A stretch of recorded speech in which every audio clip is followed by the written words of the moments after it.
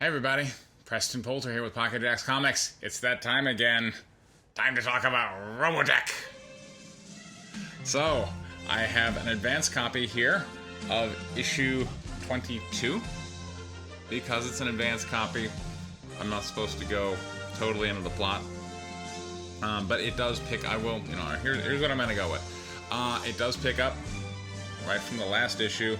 The Invid are attacking, and now they have finally made their way to Earth, as we knew they kind of would.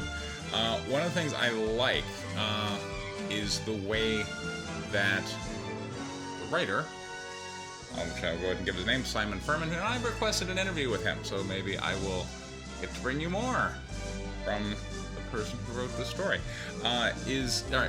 He's attempting to kind of blend all these different elements, as I've talked about before. And so, by the way, this is Event Horizon issue 2 of his kind of little arc. And so we've got Rick Hunter, Minmay, Lisa Hayes, but we've also got Dana Sterling and Carl Reber, and there's a brief nod to Eve, who was in Robotech the movie, which I saw in the theater back when it came out, and then Canon Distribution killed that, and I believe bankrupted Harmony Gold. Bad on you, Canon. Anyway, but so, and the Invid are now portrayed in issue 22 of being these kind of multiverse manipulators that, because they're so in touch with the protoculture, they're manipulating space and time, and so the Invid are kind of attacking in all the different multiverses and attempting. They know the future. They're in the future. They are somewhat beyond space and time, almost godlike. I mean, we're starting to get kind of flavors of what was that Tom Cruise movie where the tagline was "Live, Die, Repeat," Edge of Tomorrow. But they can sense that because we're up against time creatures, that's why Dana Sterling was sent back to let everybody know, hey, the Invid are manipulating time, and this is going to go to a really bad timeline. We have to change things, which the Invid then sensed from the timeline was changing, and so that's why they are now kind of attacking Earth early. So in this plot line, we have essentially done a J.J. Abrams, where, okay, we know what the story was going to be, because we've all seen the original show, presumably. I mean, if you like the Robotech comic, you've probably seen the original show. But now we have a time-altering event, and so now this allows for a new plot line. And I like it. Look, I like the Star Trek movies. People throw stuff. Honestly, I'm easily entertained. Kind of it. Somebody recently was running down Stranger Things 3. I'm like, I like it. I don't enjoy the culture war where we have to just run down everything for any kind of perceived levels of wokeness or corporate selloutry. I think the J.J. Abrams movies are good. I think it's great because I don't like prequels. In regards to, there's something I'm going to get to, Star Wars Target Vader comic book, where the premise is that this mercenary team gets hired to kill Darth Vader.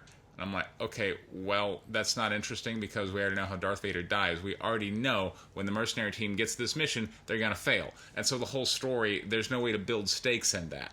And when you're stuck kind of telling these stories or retelling these stories, unless you do some kind of major reset switch, you're kind of just stuck retelling stories people already know. And there's certainly some art in that, but people want things that are new.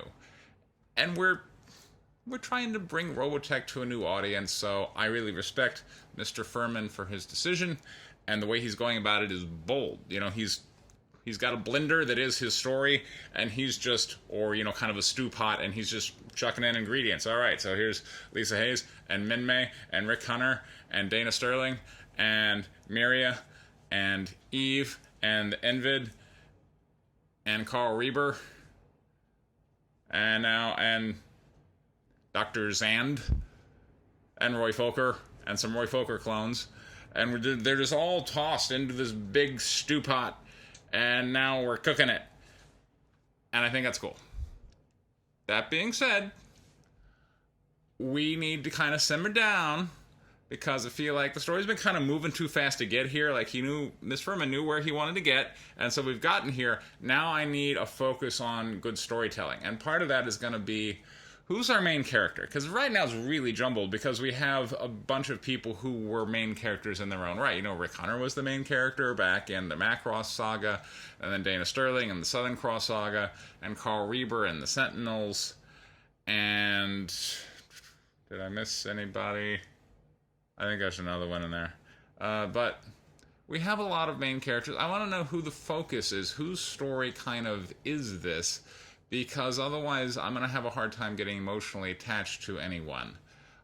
There was, by the way, this really cool, and I don't know, because my knowledge of Robotech is not as exhaustive, but there's this one panel and the thing where it seems like this race that is kind of reminiscent of the aliens from the Alien franchise are also kind of being attacked by the Invid, and like the alien queen is like, no, I was just on, you know, kind of I was trying to do my own timeline manipulation as well as my own genetic manipulation using protoculture to come about with the perfect organism. And I thought that was cool because I didn't like the engineer thing. You know, all right, there's a lot of movies that I think were cool.